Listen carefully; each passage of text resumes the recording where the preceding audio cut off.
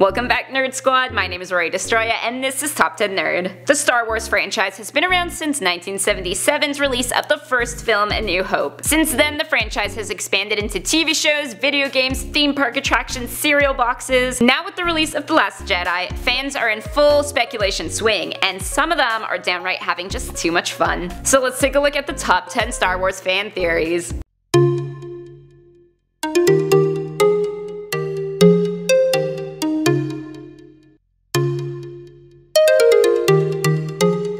In the number 10 spot, Rey hatched from an egg. Yeah, we're gonna begin this way. So there was a release of Star Wars comics that are considered main continuity that Disney released after acquiring the Star Wars rights. And in Poe Dameron's comic, there is a species called the Kresh who worship a giant blue egg that they believe will hatch into their savior and salvation. Some people have gotten it in their heads that this egg eventually hatches Rey. But is there evidence that Rey is a literal Easter egg? Not really. Coming in at number 9 is the return of Anakin. Fans have speculated that Anakin Skywalker will be returning in this latest film, although perhaps not in the flesh. It is possible that he may return a Force ghost, even though Force ghosts were absent from Episode 7. Apparently Hayden Christensen has been hanging around Disney and Star Wars events more than usual, and there was some ghostly concept art hanging around before even The Force Awakens, which may be a prelude to what's to come. Next at number 8, Snoke is actually Mace Windu. This seems less than plausible, but hang in there. Firstly, Samuel L. Jackson is confident that Mace Windu did not die, but that Jedis can fall great distances without lethal injury. As well, Mace Windu was one rare individual who could utilize the powers of light and dark, and Snoke seems obsessed with this concept of balance. Kylo Ren has also demonstrated Mace Windu's signature backward slice, something he would have had to learn from Mace Windu as his mentor. Not so crazy now, is it? In the number 7 spot, Snoke is trying to possess Kylo Ren. It's a rough life being a big giant hologram, especially one as frail looking as Snoke. So what if there was someone close to him, someone young and powerful and easy to control? That would be Kylo Ren, who Han Solo already tried to tell was being used by Snoke for his power. The line, "Kylo Ren, it's time to complete his training," after he is defeated by Rey does sound suspiciously eerie. Coming in at number 6, Finn and Poe end up together. This is a cute one. There's been a theory circulating since Poe Dameron's rescue that the two may have a thing for each other. Star Wars is lacking in the LGBT department, so it'd be a very welcome change. They had a very fast friendship, and we do need to mention this lip bite moment. Now apparently the head of Lucasfilms, Kathleen Kennedy, has stated that they have considered making the relationship happen,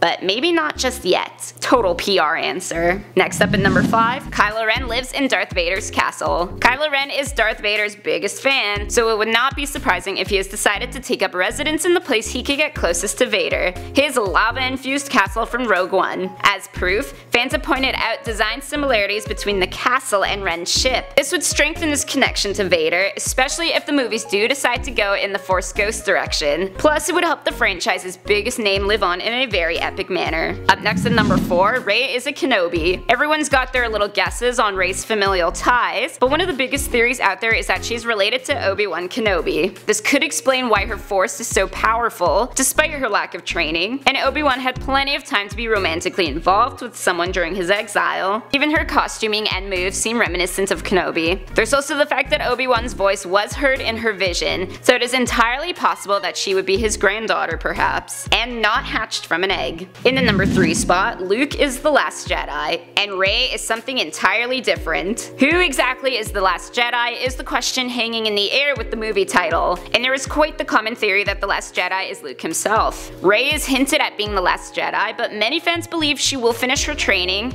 to become a new kind of Force user, leaving Luke as the final one. The opening scroll even decrees him as Last Jedi, but there are also rumors that he will face his death in this film. So is it Luke? Is it Rey? Is it someone totally different? Coming in at number 2, Rey and Kylo Ren will fall in love. Some of these theories here make a lot of sense, while some of them, like this one, are kind of more wishful thinking among those looking for extra drama, as if we needed that here. Some people believe that Ren will have a sort of redeeming moment moment, while Rey will be courted by the dark side. And this would also work really well into the theory that there will be a new line of light and dark combo users. Rey is also one of the few people Ren has taken his helmet off for. He's basically stripping naked already. And finally, in the number 1 spot, Rey is Luke's clone. Rey may not have any sort of biological connection to anyone after all, but rather be a clone of Luke.